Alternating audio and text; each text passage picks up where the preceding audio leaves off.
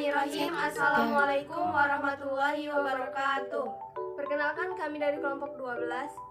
Saya Nurfiza Ihwani dengan NIM 033 dan rekan saya Naya Zahra Nafisa Ramadhani dengan NIM 031. Saya Febi Julianti dengan NIM 019.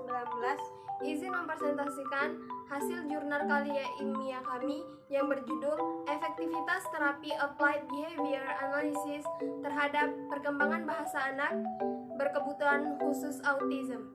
Anak merupakan harta yang paling berharga bagi setiap orang tua yang harus dijaga, disayangi, dan diberi perhatian yang khusus terutama jika anak masih berada pada masa pertumbuhan kembang anak, yaitu antara usia lahir sampai 8 tahun.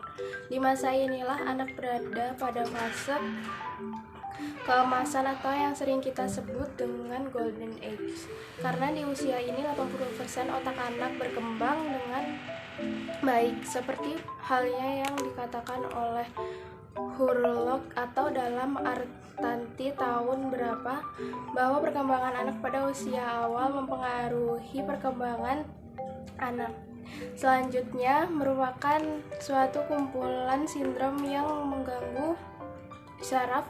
Kondisi ini dapat mengganggu perkembangan anak. Diagnosanya diketahui dari gejala-gejala dan ditunjukkan dengan adanya penyimpangan perkembangan atau Prasetyono 2008. Kata autis berasal dari bahasa Yunani autos yang berarti sendiri. Autisme adalah gangguan spektrum. Ini berarti orang-orang yang menyandang autis tidak hanya memiliki gejala-gejala yang berbeda, tetapi intensitasnya juga beragam. Bonis 2009 berdasarkan penelitian yang dilakukan oleh Baki A.G.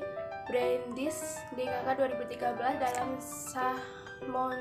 Mansori 2017, autisme diklasifikasi dalam kategori Pervasive Developmental Disorders atau PDDS. Gangguan dalam kategori ini melibatkan sekelompok masalah dan gangguan yang mempengaruhi kehidupan anak-anak.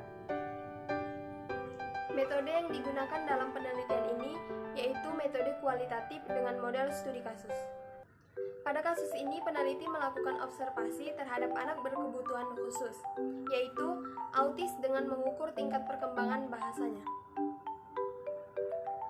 Metode penelitian studi kasus adalah metode yang meneliti suatu kasus atau fenomena tertentu yang ada dalam masyarakat yang dilakukan secara mendalam untuk mempelajari latar belakang, keadaan, interaksi yang terjadi.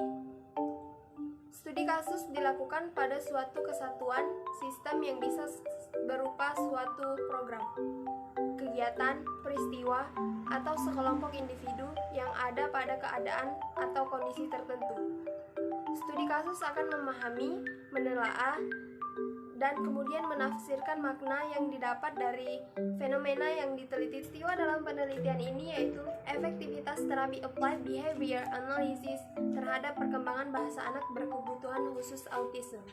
Adapun hasil dari penelitian kami yaitu anak penyandang autis mempunyai gangguan dalam bidang interaksi sosial, yaitu tidak tertarik untuk bermain bersama teman, lebih suka menyendiri, tidak ada atau sedikit kontak mata, atau menghindar untuk bertatapan, senang menarik tangan orang lain untuk melakukan apa yang diinginkan. Adanya gangguan pada interaksi sosial pada anak autis dapat mempengaruhi aspek dalam belajar dan perilaku. Apabila kelainan ini berlanjut sampai dewasa, maka akan menimbulkan dampak yang fatal. Misalnya, tidak dapat meminta bantuan pada orang lain karena adanya keterbatasan dalam kemampuan interaksi sosial. Kemudian tidak memiliki kesempatan berkarya atau memiliki pekerjaan, sehingga pada akhirnya tidak akan mampu untuk memenuhi kebutuhan hidup atau kesehatannya.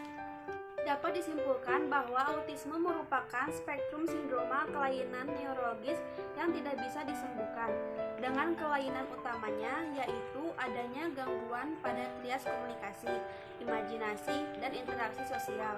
Dengan menggunakan teknik ABA dan berbagai berbagai modifikasinya, anak dengan gangguan autis bisa ditingkatnya kemampuannya untuk berkomunikasi dan berbahasa.